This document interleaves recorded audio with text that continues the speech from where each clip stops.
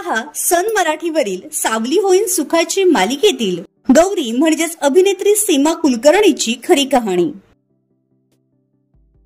सीमाचा जन्म 29 सप्टेंबर रोजी झाला असून ती मूळची तुळजापूर येथील आहे।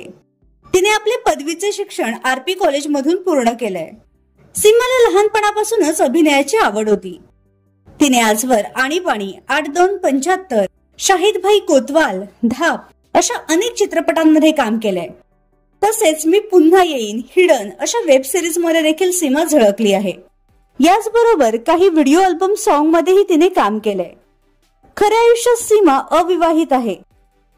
चला तर पाहूयात तिचे काही फॅमिली फोटो।